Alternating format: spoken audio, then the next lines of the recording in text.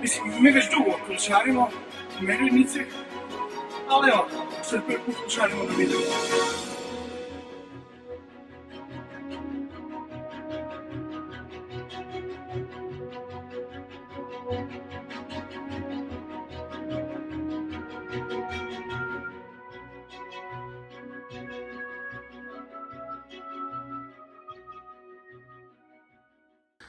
Dobar dan, YouTube svijete.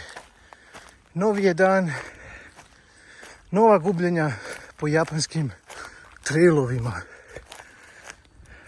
Ne vidi se jer je u mahlini, ali to je Fuji. Biće zanimljivo.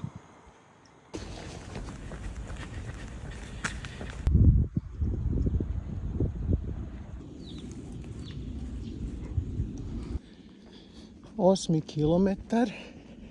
Prekrasno je. Jedini minus što sam još uvijek na cesti.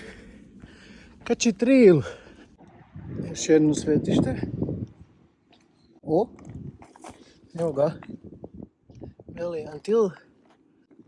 Znači ovaj hram je bio starting point Omiya Mureja rute uspona na Fuji do 19. stoljeća. Gdje smo mi? Ovo je zanimljivo. Nema baš previše trailova za uspon na Fuji. Znači imamo jedno koji kreće iz Fujinomije route, Gotemba route, Subashiri i Yoshida. I to je to. Nema baš previše trailova ovdje.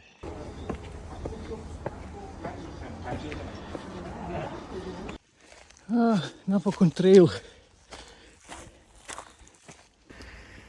Evo, do ničega sam došao. Onaj trail je bio točno 200 metara. Ovo ne znam pročitat, a ovo znam da znači jama, to je kanji za jama, to znači planina. A ostalo ćemo da vidimo. Ali sam morao proći pol kilometra kroz privatan posjed. Što je full čudno. Trail ide kroz nekakav privatan posjed, tako da oko 9 km je bio čisti čorak.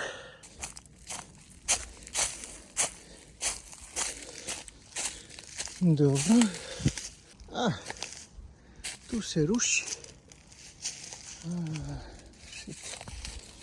Guess. Ovdje. Tu je trakica.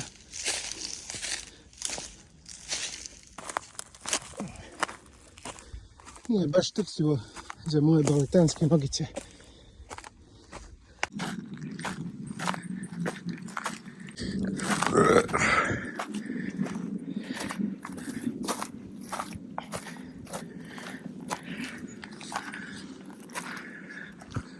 Idemo u izvidnicu na Fuji, ali pokazalo se da početak traila je odnosno šume, tek negdje 10 km od Fujinomiya stanice.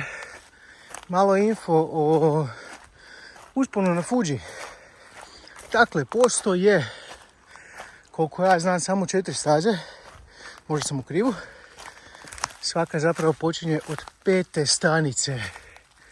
A to znači da moraš ići shuttle busom po cesti do 5. stanice i onda od tamo počinje uspon. To je negdje oko već 2000 metara nadmorske visine. Ja se trenutno nalazim na staroj ruti koja se zvala, ako se ne varam, Murayama Ascend route. Ovo je nama jednako samo izvidnica za Sito Summit od mola u gradu Fuji preko grada Fujinomiya u kojem trenutno odsjedam do vrha Fuji, to jest do vrha Fuji. Ali sve koliko mi se čini i da se to baš i ne isplati ako vam se kao meni ne date banati hrpu po cesti. Sljedećom prilikom mislim da će biti shuttle bus do 5. stanice. Nebitno s koje strane, na koju rutu da idem, i lagana šetnica do vrha. Evo, skoro sam se zrobio. Mislim, da se razumemo, lepo je, stvarno lepo.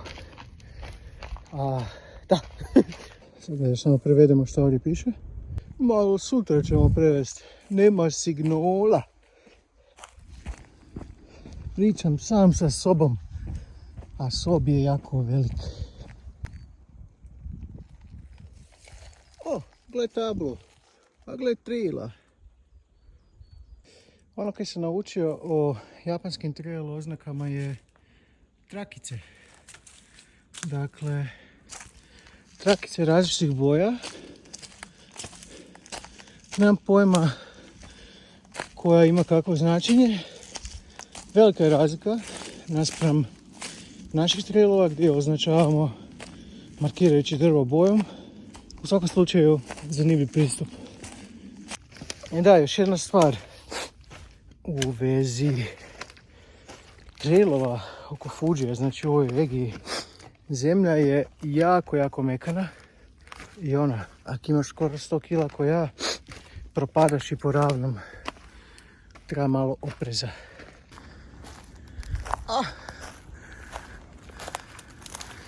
Evo ga, izgleda da je ovo neki vrhić. Ovo je, ako se ne varam, kanji za broj 2. Sam ne znam za šta.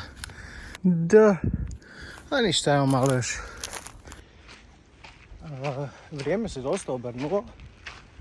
Nema više sunca, dosta je zahladilo. Where the fuck am I? 14 km, tamo nešto ispod 1000 visine. Mislim da je ovo dobar trenutak za spustiti se dolje, zato što sam vidio hrpu friških medvjeđih rovova sad na stazi, pa sam ko siročak počeo štapovima lupati. Ono, baš friški. Zaključak je, bar osobno, mislim da se ne isplati ići Sito Summit, puno je to ceste. Iako, kad bi se išlo s nekim i startalo bi se rano ujutro do vrha i onda odspavati u planinskoj kući, to je bio top. Drago mi je da sam došao, da sam istražio i evo, za sljedeći put definitivno pametniji. Ima tu hrpetina označenih trailova, ali mislim da Strava i All Trails nisu za Japan. Tu se treba koristiti ona njihova aplikacija koja se zove Yamap. Sorry. Evo me nazad kod ovog prvog stupa. Vrijeme za obući se, inače ću se smrznuti.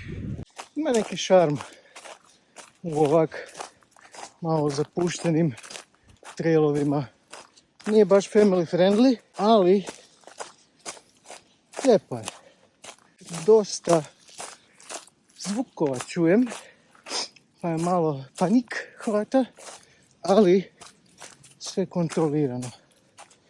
Evo me na ovom dijelu. Zapravo sam poprilično brzo došao nizbrdo. Samo, jel ovo jebem ti čahura? Bome da. Sad slijedi ovaj malo bumpy dio, tu će mi više vremena trebati. Uglavnom, te je te. Još malo, opet se vrijeme obrnulo. Sad je pak sunčeko. Skoro sam pao. Još par kilometara tabanjanja po cesti. Koljena lagano otkazuju suradnju sa cestom, ali još mrvicu.